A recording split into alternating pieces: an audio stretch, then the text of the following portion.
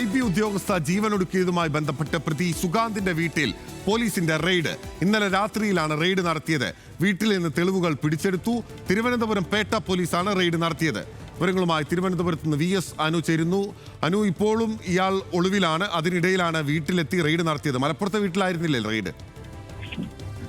തീർച്ചയായും ബിരിൽ, മലപ്പുറത്തെ വീട്ടിലാണ് ഇന്നലെ തിരുവനന്തപുരം പേട്ട പോലീസ് റെയ്ഡ് നടത്തിയിരിക്കുന്നതിൽ ഏറ്റവും പ്രധാനപ്പെട്ട കാര്യം ഇയാൾ ഇപ്പോഴും ഒളിവിലാണ്. ഹൈക്കോടതിയിൽ കഴിഞ്ഞ ദിവസം മുൻകൂർ ജാമ്യത്തിന് അപേക്ഷ സമർപ്പിച്ചിരുന്നു. പക്ഷേ അതിൽ തീരുമാനമായിട്ടില്ല. ഏതായാലും ആ ഒരു ഘട്ടത്തിലാണ് ഈ ഒളിവിൽ കഴിയുന്ന സുഗാന്തിന്റെ വീട്ടിൽ തിരുവനന്തപുരം പേട്ട പോലീസ് പരിശോധന നടത്തിയത്. അവിടെ നിന്നും ലാപ്ടോപ്പും മറ്റു ചില രേഖകളും പിടിച്ചെടുത്തു എന്നാണ് നമുക്ക് മനസ്സിലാക്കാൻ സാധിക്കുന്നത് ബിരിൽ. ഓക്കെ, വ്യക്തമാണ്. ലാപ്ടോപ്പും ചില രേഖകളും പിടിച്ചെടുത്തിട്ടുണ്ട്. വ്യാജ വിവാഹ രേഖകൾ ഉണ്ടാക്കി ഗർഭചിത്രം നടത്തുന്നതിന് വേണ്ടി സുഗാന്ത് ഈ മരിച്ചിട്ടുള്ള പെൺകുട്ടിയെ വ്യാജ വിവാഹ രേഖകൾ ഉണ്ടാക്കി ഗർഭചിത്രം നടത്തുകയും ചെയ്തിരുന്നു. അതിനുശേഷം ഈ പെൺകുട്ടിയിൽ നിന്ന് IB ഉദ്യോഗസ്ഥയിൽ നിന്ന് ആത്മഹത്യ ചെയ്തിട്ടുള്ള IB ഉദ്യോഗസ്ഥയിൽ നിന്ന് പണം ഉൾപ്പെടെ വ്യാപകമായി കൈപ്പറ്റി എന്നുള്ളതാണ് കുടുംബം ആരോപിക്കുന്നത്.